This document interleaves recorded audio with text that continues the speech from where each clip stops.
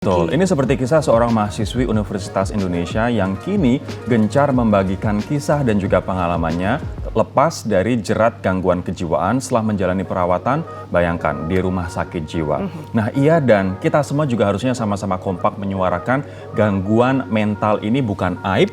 Kenapa? Karena ternyata 1 dari 10 orang Indonesia mengalami gangguan mental ini, gangguan kejiwaan ini. Bahkan di Jakarta yang very stressful dan begitu banyak tekanan, 1 dari 3 warganya mengalami gangguan kejiwaan. Kita lihat kisahnya.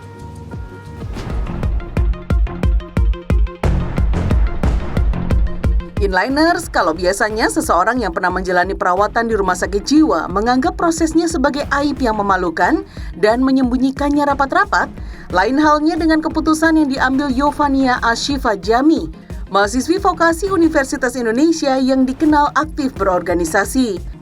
Bahkan Yova cukup rajin mengunggah berbagai konten di akun TikTok miliknya, @rsjsurvivor. Ia kerap berbagi cerita dan pengalaman saat menjalani perawatan di rumah sakit jiwa selama 3 minggu di tahun 2018 silam. Yova mengalami gejala depresi sejak SD pasca perceraian ayah ibunya. Depresinya semakin parah karena mengalami bullying atau perundungan.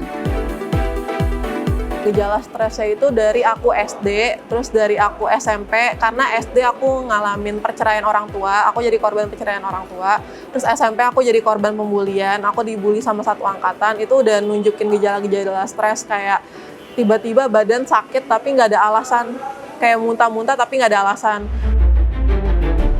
Lalu apa ya yang dirasakan Yova saat itu?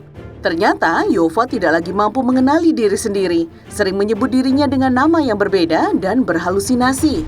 Mirisnya, Yova sempat mendapatkan pengobatan alternatif yang semakin memperparah kondisinya.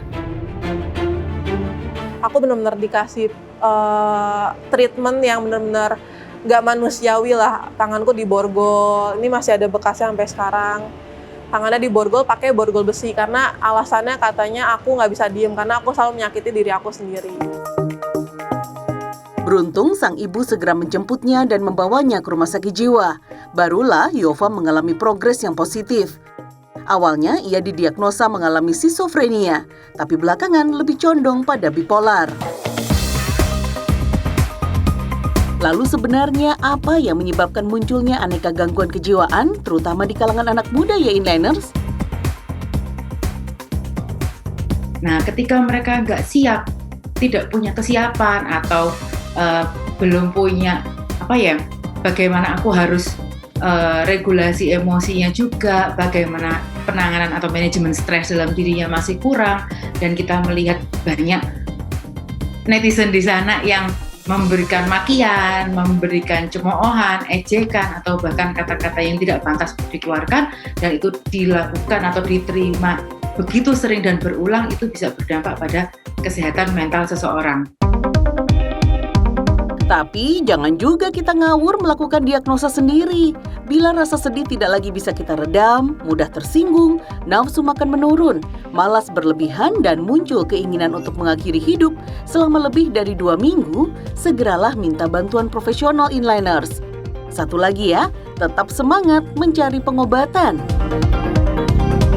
Stop memandang rendah ODGJ, karena orang dengan gangguan jiwa namanya juga orang, depannya orang, itu sama aja seperti kita, tapi mereka memang punya sesuatu kelebihan yang berbeda, yaitu gangguan jiwa, dan itu bukan hal yang harus bikin kalian jadi memandang remeh orang dengan gangguan jiwa. Wah, kita harus ekstra waspada nih Inliners, karena WHO mencatat setiap 40 detik ada 1 orang di dunia yang tewas bunuh diri. 79% kasus bunuh diri terjadi di negara berpenghasilan rendah dan menengah. Nah, di Indonesia, rata-rata setiap hari ada 5 orang tewas karena bunuh diri, yang kebanyakan datang dari kalangan usia produktif 15 sampai 29 tahun. Wah, bener-bener nggak boleh kita sepelekan nih Inliners. Saya yakin ya tingkat stres kemudian kejadian di masa lampau itu juga bisa menjadikan kita depresi, ada gangguan atau masalah dalam kesehatan mental kita. Dan saya yakin nih, saya juga ngalamin banget tuh. Jadi kalau saya tuh tipikalnya adalah nggak bisa ngobrol sama orang, nggak Oke, bisa kamu memendam curhat. sendiri Jadi gitu ya? akhirnya memendam atau bahkan kalau dulu lebih banyak nulis. Kalau sekarang udah nggak Oke. sempat untuk nulis di curhat-curhat di diary-diary itu ya.